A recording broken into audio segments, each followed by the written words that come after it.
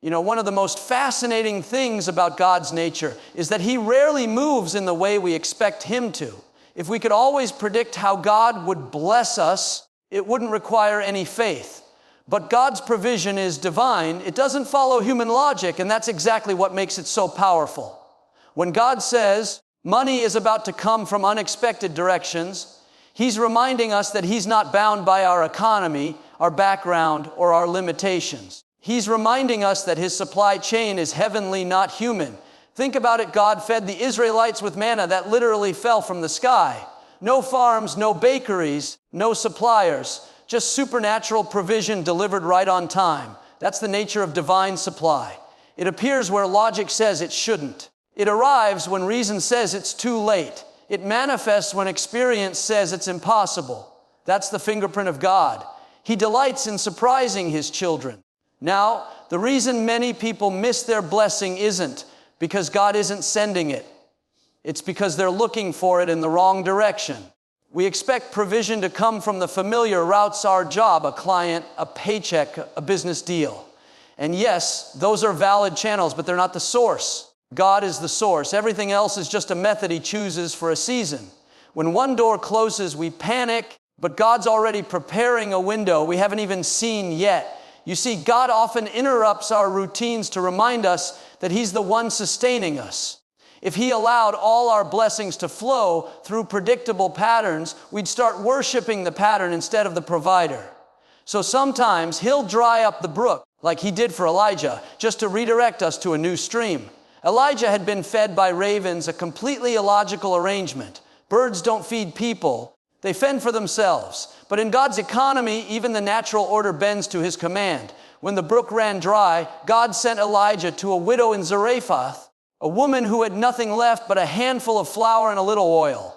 Yet through that very unlikely connection, God sustained them both. What was God teaching Elijah and us through that? That divine provision transcends expectation. It's not about the vessel, it's about the voice. The blessing doesn't depend on what they have, it depends on what He says. When God speaks increase, even emptiness has to produce abundance. Psychologically, this challenges the part of us that craves predictability. Human beings are wired to find comfort in patterns, to find safety in the familiar. But faith operates beyond that comfort zone. Faith asks us to believe before we see, to trust before we understand, to sow before we reap. When you begin to view money not as a finite resource, but as energy that flows through divine order, your whole relationship with provision begins to change. You stop chasing it and start aligning with it. Philosophically speaking, divine provision is about alignment more than effort. It's not just about hard work. It's about being positioned in the right place spiritually, emotionally, and mentally so that when God releases the blessing, you're ready to receive it. You could work harder than ever before, but if your expectation is trapped in what's familiar, you'll resist the very thing you've been praying for. This is why God sometimes delays blessings. It's not punishment, it's preparation. He's expanding your mindset to handle the unexpected. Because the truth is, many people pray for abundance but fear uncertainty. Yet abundance rarely comes in neat, predictable packages. Sometimes it comes disguised as a challenge, a new idea, a connection you didn't think mattered, or an opportunity you almost overlooked. That's why discernment is so critical. You've got to keep your spiritual eyes open. There's a story I love to tell about a man who lost his job unexpectedly. He was devastated. He thought his provision had dried up.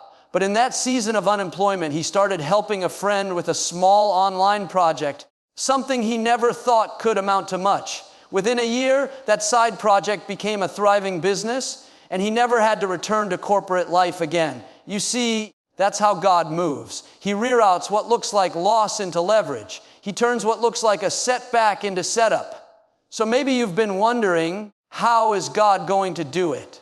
You don't need to know the how, you just need to know the who.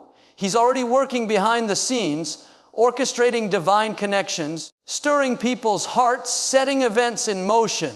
The money you need, the opportunity you've been praying for, the open door. It's already in the process of finding you. But it won't come from where you expect. It will come from an unexpected direction, precisely so that you'll know it was Him. Let this settle deep in your spirit today. God is not limited by logic. He's not restricted by statistics, by your RA summe, or by your past mistakes. If He can feed a prophet with ravens, if He can bring water out of a rock, He can bless you in ways that defy reason. So lift your expectation. Release your fear of uncertainty. Stop staring at the closed door and start preparing for the surprise. Because when God says money is about to come from unexpected directions, He's not giving you a poetic idea. He's giving you a prophetic promise.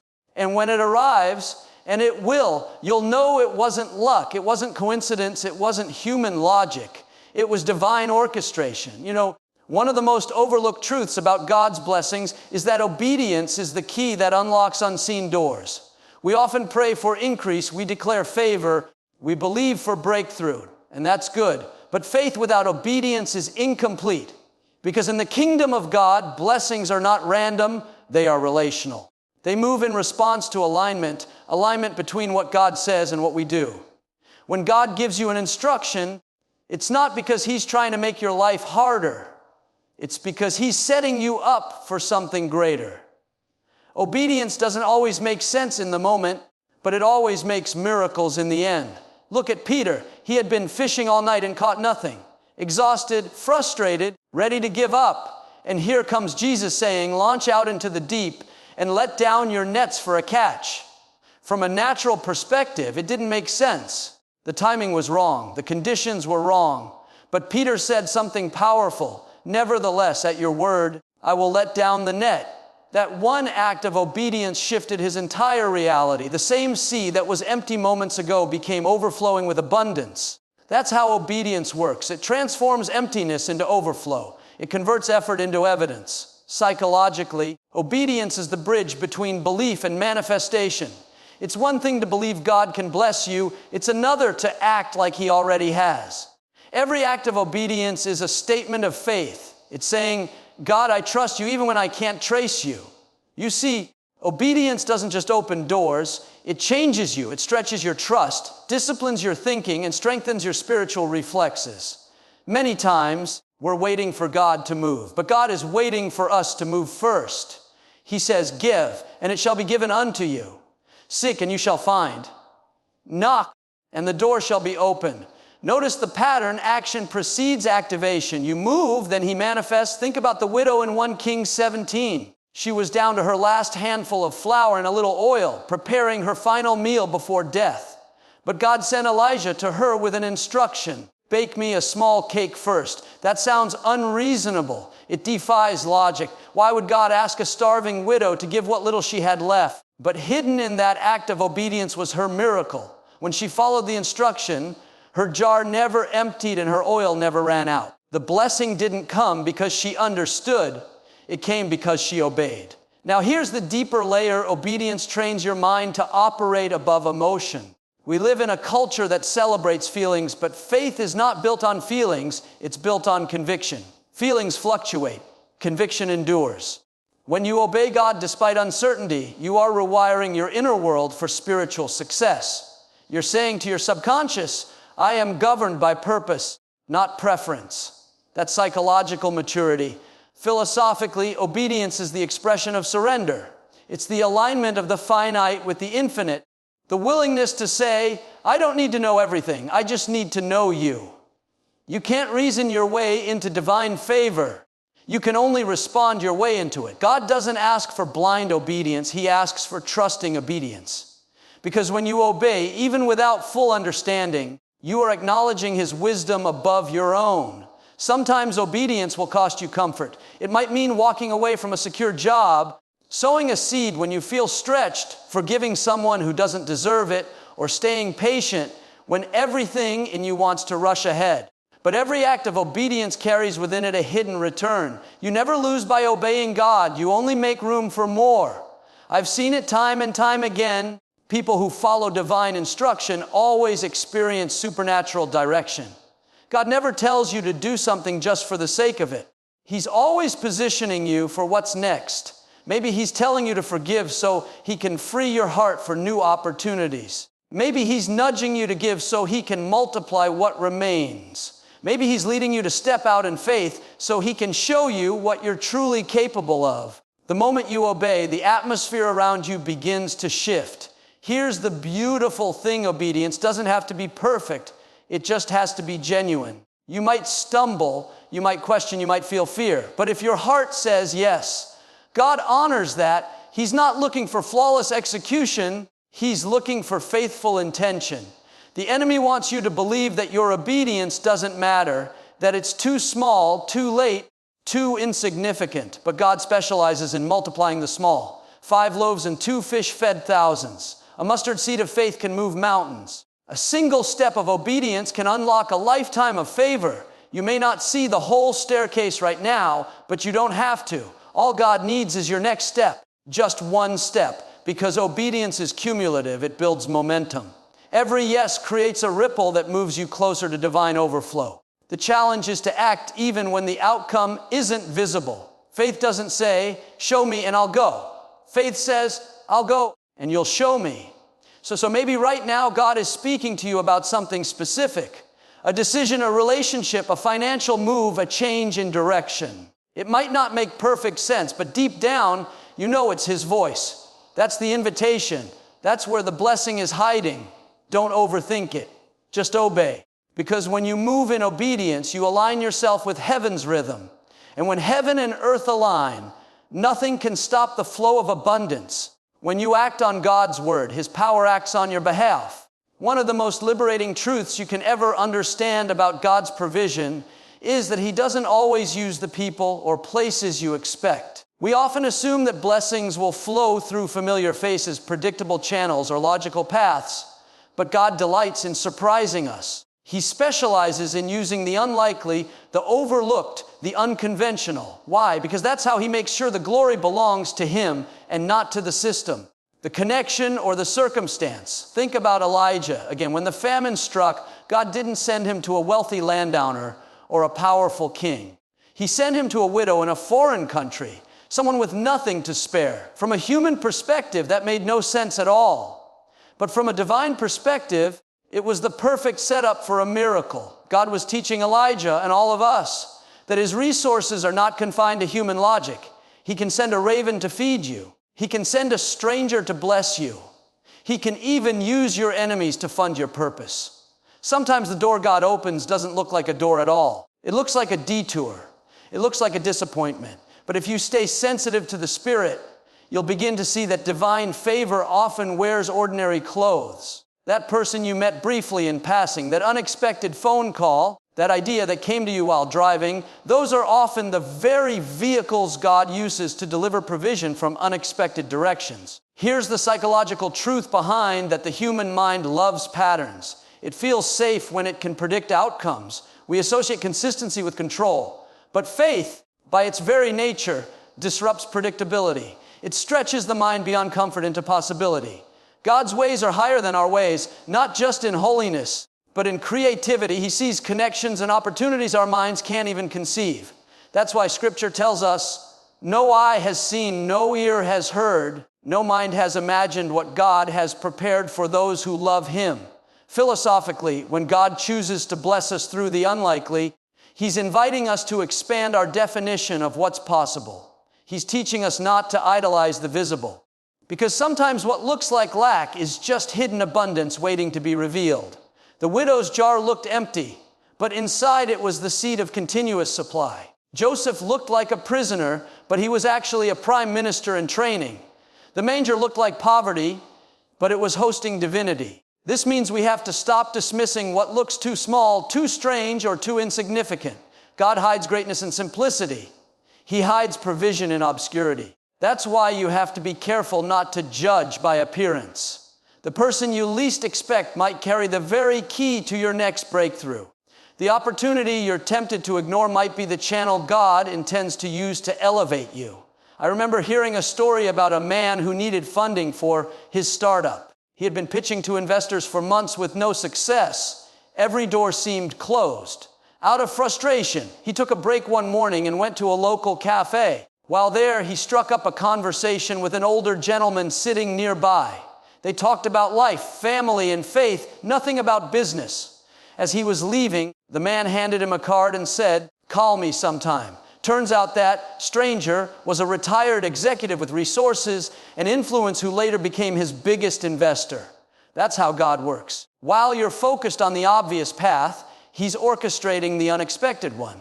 You see, divine provision often requires divine perception. If you're only looking where you've always looked, you'll miss what God is doing now. Sometimes He has to close a familiar door so you'll turn your head in a new direction.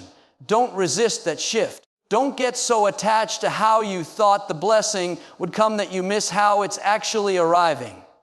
And here's something profound to remember. God doesn't just use people to bless you. He also uses processes. He may send wisdom instead of wealth, strategy instead of sponsorship, favor instead of finances, because those things, when received with faith, become the foundation for long-term abundance. What looks like not enough right now may simply be not yet. Well, when you start to understand that God's methods are multidimensional, you begin to live with a sense of openness and expectancy. You stop saying, "It can't happen," and start saying, "It could happen any way God wants." That's a posture of faith. That's how miracles become normal.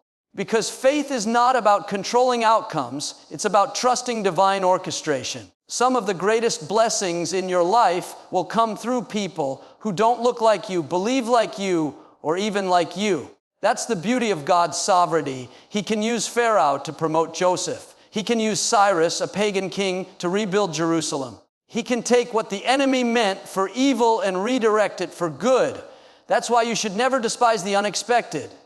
It's often God's favorite disguise. Maybe you're in a season where nothing seems to make sense. The usual sources have dried up. The doors that once opened easily are now closed. Don't panic, prepare. Because when God dries up one source, it's only to redirect you to another. The miracle is already in motion. It's just moving through a route you haven't recognized yet.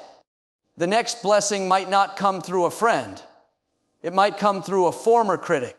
It might not come from your job. It might come from your creativity. It might not come from your plan. It might come from His providence. Keep your heart open, your eyes attentive, and your spirit expectant. God is not limited by the predictable. Because when He says money is about to come from unexpected directions, He means it. He's already aligning people, ideas, and moments on your behalf. Your part is to stay ready, stay faithful, and stay receptive. Don't chase the expected. Prepare for the extraordinary. Expectation is one of the most powerful forces in the universe. It's more than optimism. It's spiritual alignment. It's the ability to look at a situation that doesn't yet reflect your faith and still say something good is coming. When God speaks about money or provision coming from unexpected directions, He's not just making a promise. He's calling you to posture your mind, your emotions, and your words in alignment with that promise. Expectation is not passive waiting, it's active preparation. Faith and expectation are twins. They walk hand in hand. Faith believes that God can do it, but expectation gets you ready for when He does. One of the reasons many people don't recognize their blessings when they arrive is because they didn't expect them to come in the first place. Expectation sharpens your spiritual perception. It opens your eyes to divine patterns and hidden opportunities. When you expect favor, you start seeing doors that others overlook. You notice the subtle ways God is moving on your behalf. In psychology, expectation has a fascinating effect on the human mind. It's what scientists call the self-fulfilling prophecy. Your mind begins to organize your behavior, your attention, and your energy around what you believe will happen. If you expect struggle, your brain subconsciously filters out opportunities for growth. If you expect abundance, you start attracting abundance-minded people, decisions, and outcomes. God designed your brain to respond to your belief. That's why Jesus said, according to your faith, be it unto you. The expectation is not wishful thinking. It's faith made practical. It's waking up each day with the awareness that something good is already in motion, even if you can't see it yet. When you live with that kind of expectancy, you stop speaking from lack and start speaking from abundance. Your language begins to shift. Instead of saying, I don't know how I'll make it, you say, I know God's already working it out. That's not denial, that's divine confidence. Look at the woman with the issue of blood. She said to herself, if I can just touch the hem of His garment, I will be healed. That's expectation. She didn't wait for an invitation, she acted on anticipation. Her expectation created motion, and her motion created a miracle. That's how it works in every area of life, including finances. You can't just believe for blessing, you have to expect it, speak it, and prepare space for it. Philosophically, expectation is the bridge between the unseen and the seen. It's what links divine intention with human participation. God may declare increase over your life, but your expectation is what gives that increase permission to manifest. Faith is like the seed, but expectation is the soil. You can plant a seed anywhere, but only the right environment allows it to grow. When your heart is fertile with expectancy, miracles find their way to you. The challenge is that expectation often fades in the face of delay. We start strong, full of faith and passion. But when the results don't come quickly, we slip into doubt. We say things like, maybe it wasn't meant to be, or maybe God forgot about me. But faith doesn't expire just because time passes. Expectation is a discipline. It's choosing to believe even when your circumstances are silent. It's saying, I may not see it yet, but I know it's on the way. When you live in expectation, you also begin to act differently. You prepare as though what you're praying for is already happening. You start organizing your finances, developing your gifts, or expanding your network because you know the opportunity is coming. That's not arrogance, that's agreement. You're agreeing with heaven's promise before it becomes earth's reality. Sometimes people say, I'll believe it when I see it. But in God's system, it's the opposite. You'll see it when you believe it. Expectation creates the vibration that draws provision. It magnetizes divine timing. It keeps you in alignment with the flow of God's abundance. You can't manifest what you don't mentally make room for. That's why it's so important to guard your thoughts and words. Negativity blocks flow, expectancy opens it. Now, this doesn't mean life will always go according to your timeline. God's not a vending machine, He's a master planner. But even when things seem delayed, your expectation keeps you spiritually tuned to His frequency. You might not see what He's doing, but He's always orchestrating something behind the scenes. While you're waiting, He's aligning resources, preparing hearts, and positioning opportunities. Your role is to keep expecting, to stay in faith even when logic gives you every reason not to. Think of it like a farmer. He plants his seeds and then waits with expectation. He doesn't dig them up every day to check if they're growing. He just keeps watering, nurturing, believing. He knows the harvest is inevitable because the seed has potential and the soil has promise. Your faith works the same way. Once you've planted your seed of obedience, expectation is the water that sustains it until harvest time. And here's what's beautiful: expectation not only attracts blessings, it also changes your emotional climate. It lifts you out of anxiety and into peace. It shifts your focus from what's missing to what's coming. You start living with a quiet confidence that God is in control. That's what David meant when he said, surely goodness and mercy shall follow me all the days of my life. Notice the word surely. That's not hesitation, that's holy certainty. So even if you don't know how the money will come, who God will use, or when it will arrive, keep expecting it. Because God responds to expectation. He's attracted to faith that refuses to give up. And just when it seems like nothing is happening, something shifts. The phone rings. The opportunity opens. The door you stopped knocking on swings wide. Expectation activates manifestation. When your heart and your words agree with heaven, miracles become inevitable. Don't just believe God will do it, live like He already has.